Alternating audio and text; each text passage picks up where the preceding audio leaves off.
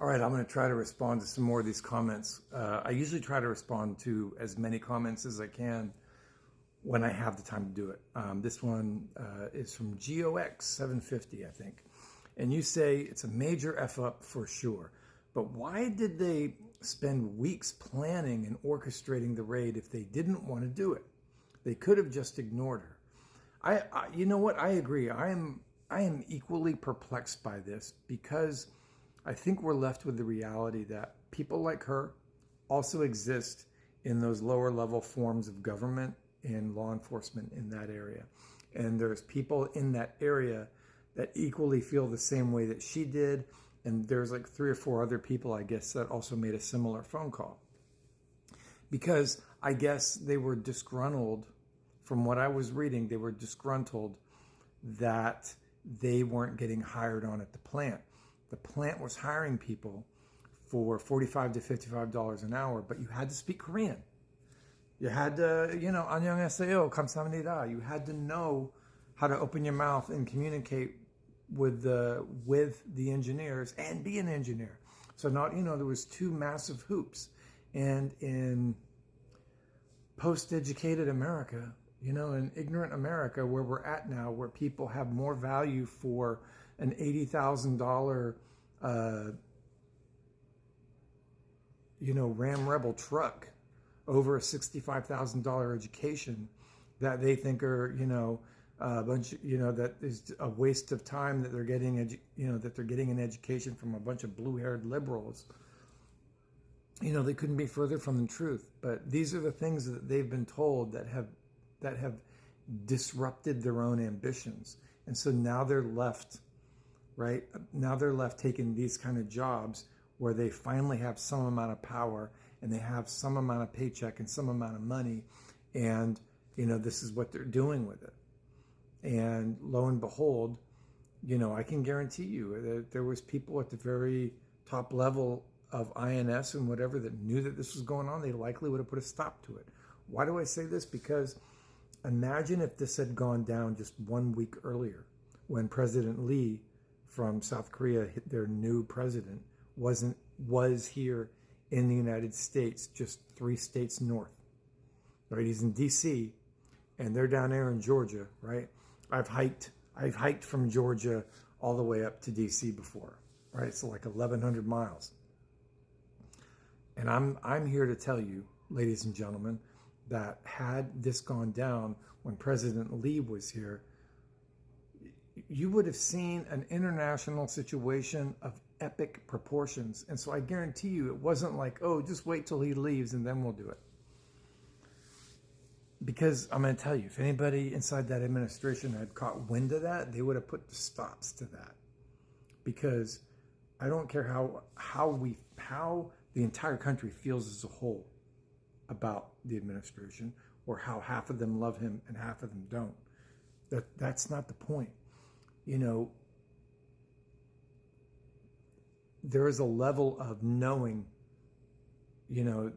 this is not stuff we're going to do. We're not going to engage in this stuff right here. And because that's going to protect business and money.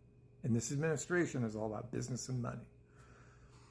So, I wish I had a better answer, but to me it seems like, the people at the local level felt the same way as that lady.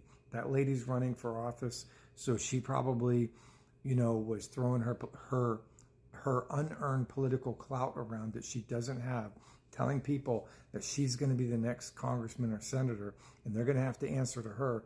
And she probably wound all that up with a few other people that were disgruntled. And those people have done so much damage. Now we're hearing from other people.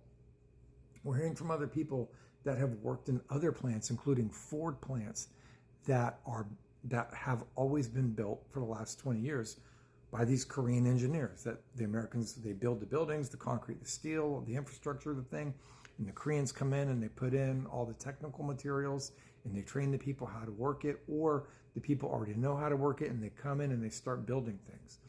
And they do it for Stellantis and they do it for Ford. And there are a lot of locations that are not yet online that require Korean labor and Korean know-how and Korean parts.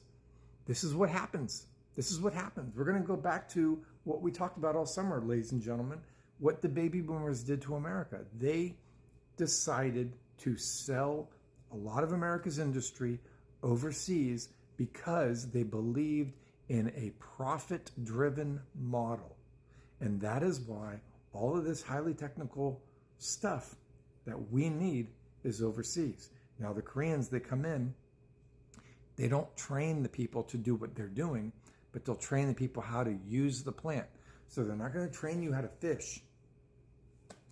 They're just going to train you how to process the fish. Yeah. And, you know, this is the result of decades of this kind of behavior. Anyways, the boss called, and she had a few things to tell me. So what are you going to do? You get, you know, in the middle of a TikTok and boss gives a command and you got to jump. How high, kid? How high? Anyways, yeah, you know, I don't know where I was at, but that's enough, isn't it? That's enough, and that's more than enough. And all I could say is that, you know, I really hope that this gets managed, because the fallout on this could be really severe if it's not.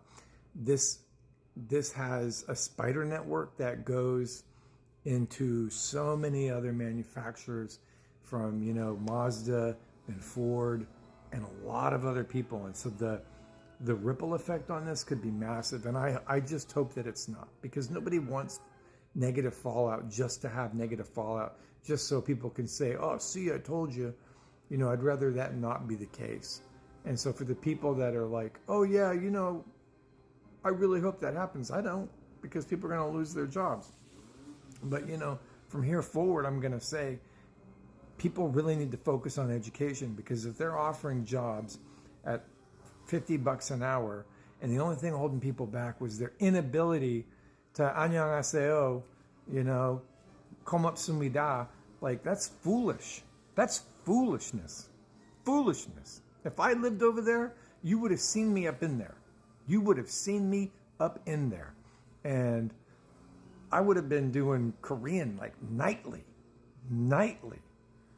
And why those folks didn't have the drive to do that is because we got 50 years in America of people that want to denigrate education and denigrate learning and denigrate, you know, intellectualism as a bad thing since the 1970s.